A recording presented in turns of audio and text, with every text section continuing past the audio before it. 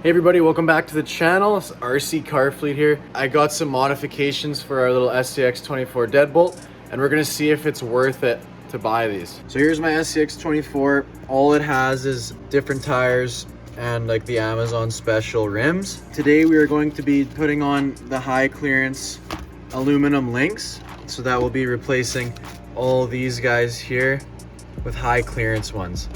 Before we do that, guys, we are going to go out for a test spin on my little homemade course that I've been making, and we're gonna see if we can see a difference in performance with these. We're gonna head over to the track, guys, and we're gonna run it, a little test run with just the factory links and see how it does.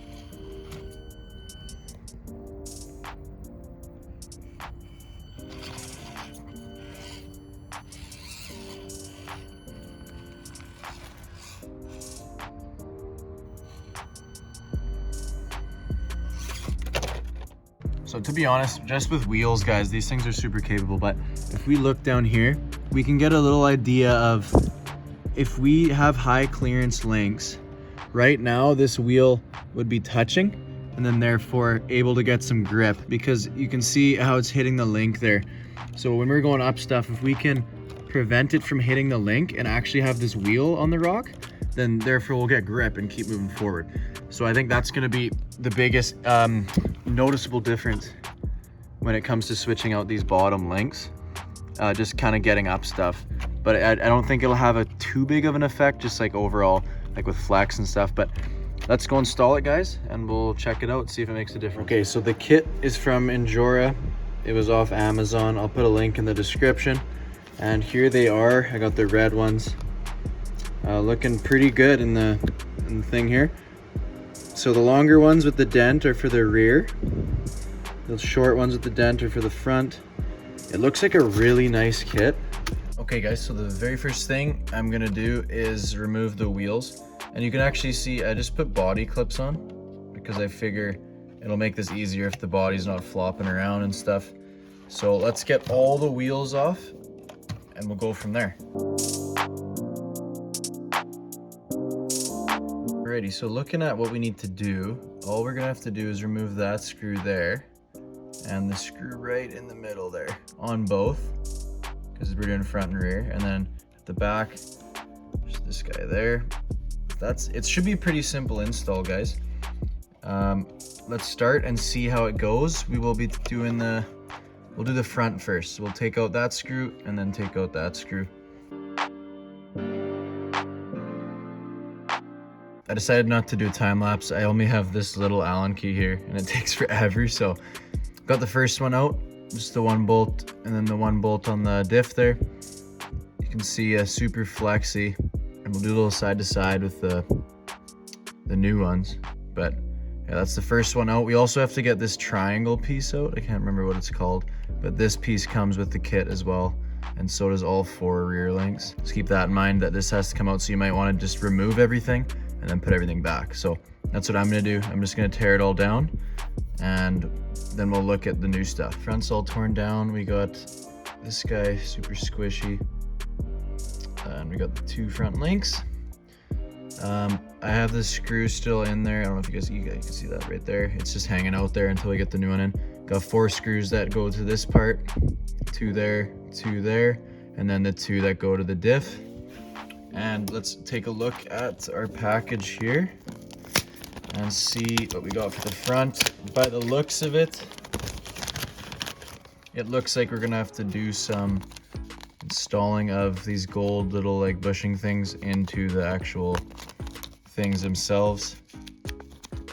Let's just take a peek. These are in a separate bag. That's really nice. Really good packaging here. Let's dump it out and see the parts. Oh, these are nice. Wow. So those are the rears. We'll put those aside for now. The rears aside. The rears. And see what we got up front. So obviously, with these ones, no play in them at all. As you'd imagine, they're aluminum. So these ones are super squishy. Like that's the squish city. And these ones got nothing. So this is gonna really tighten up the ride. I'd imagine make it a lot easier to control in some situations. But before we do anything, we're gonna go ahead and pop all these gold pieces into the holes so we can actually run the bolts through them. That's the new high clearance one. So that's what I was saying, when high clearance, your link goes up higher, and you can see that's a decent clearance gain right there. That's pretty cool. Can't wait to get them on, guys. Let's throw these gold things in, every single piece. Okay guys, so that package comes with a bunch of little O-ring looking things, and that's what'll keep these in there. So what you do is you put in, this side's thicker, it won't fit through the pieces. So you put this side in, put that on first onto the thicker side, then push it through like that, and then put your other O-ring on, and that'll actually keep it there, which is nice. So just to give you guys the idea, there it is, all complete. And that one's ready to go in. We'll do the other 2.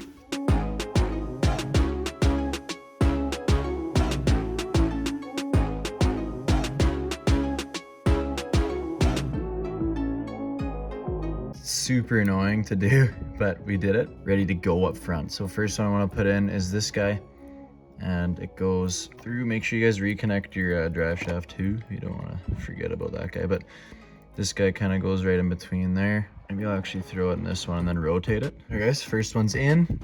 Make sure you got your drive shaft in, because I don't think that'll come out in and out. If it's, maybe you could squeak it, but yeah, there it is. It is in. That looks really good. I like that look, the red. It's gonna look really good with all the links in there. Got the front all done.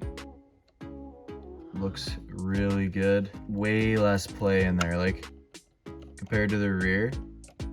Like side to side movement. There's a lot up front. Such a little movement now. It's not as crazy as it used to be, so I'm hoping that helps handling. Let's move on to the back. The back will be a little bit easier. We don't have to do that spot there. So I think this side, or the rear, it's easier just to do it one at a time. Or what I mean by that is one side at a time. So here's the new ones. The straight ones are gonna be the higher up ones. You can see these are different sizes here. So this one should line up with this guy. Yeah, there it is. And this would be the one further in the back. And then the one where you want your extra clearance would be the closest one here. So it'd go right like that.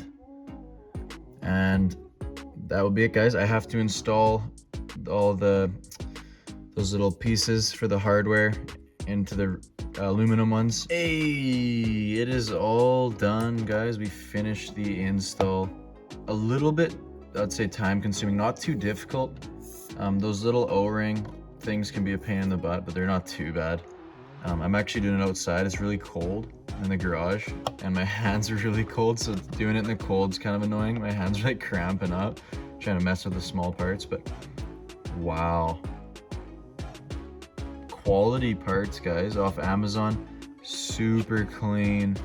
It really, I've noticed right away the amount of wiggle. There's not much left, not much slop left. The rest, I want to get new shocks for this too. If you guys know what shocks I should get, let me know. But there it is, guys. Super beefy. it feels way sturdier now. Like, it feels really good.